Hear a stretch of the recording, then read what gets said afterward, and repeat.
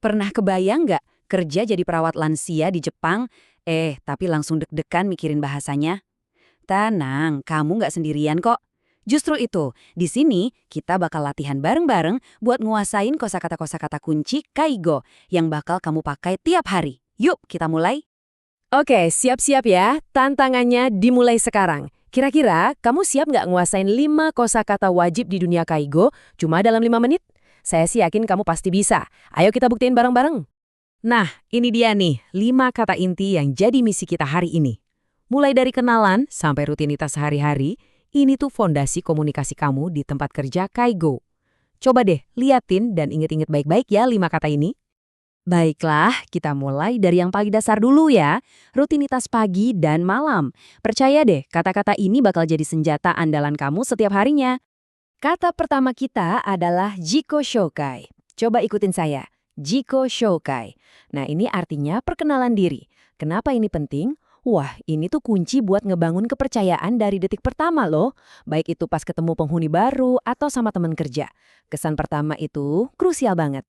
Coba perhatiin contoh kalimatnya. Waktu kamu bilang sasete itadakimasu, itu nunjukin sopan santun dan rasa hormat yang tinggi banget. Dan ini dihargai banget di budaya Jepang. Ini cara paling profesional buat mulai kenalan.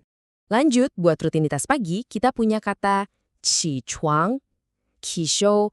Sekali lagi ya, kisho artinya simpel aja, bangun tidur. Tapi ini adalah inti dari jadwal harian di fasilitas manapun. Dan ini cara pakainya. Coba deh rasain nadanya. Lembut gitu kan?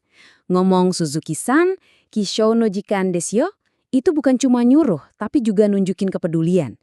Cara yang hangat buat memulai hari para penghuni. Nah, dari pagi kita geser ke malam. Lawannya Kisho itu Jushin, Shushin. Yuk sekali lagi, Shushin, yang artinya waktunya tidur.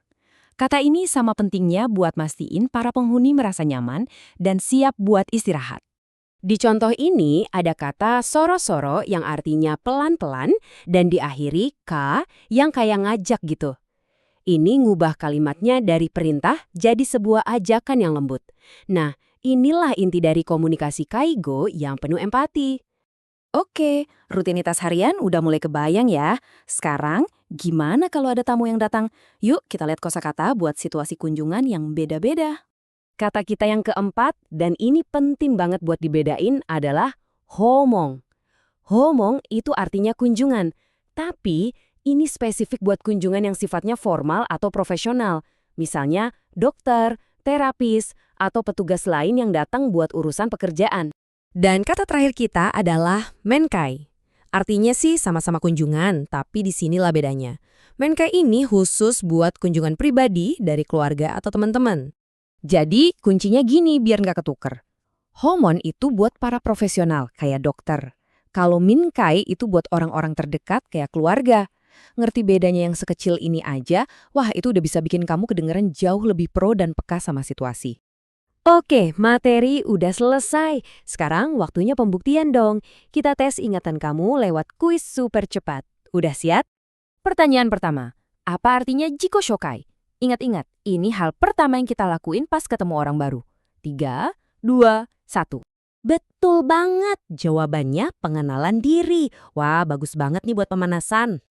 Lanjut, nomor 2. Apa arti dari Kisho? Ini kegiatan pertama di pagi hari. Ayo, apa jawabannya? Tepat sekali. Kisho itu artinya bangun. Kamu udah mulai jago nih.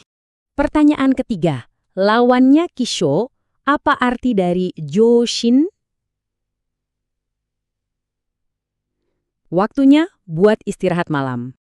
Yap, betul. Jawabannya adalah tidur atau mau tidur. Sempurna. Oke, ini pertanyaan jebakan dikit nih buat ngetes pemahaman kamu. Kalau keluarga penghuni datang jenguk, kata yang benar itu Fangwen atau Mianhai.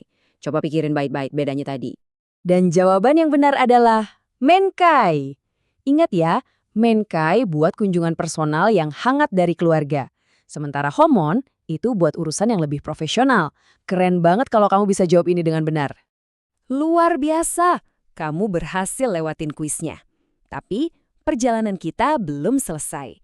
Misi kamu selanjutnya adalah bikin kosakata ini benar-benar jadi bagian dari diri kamu. Biar benar-benar nempel di kepala, ada 3 langkah gampang.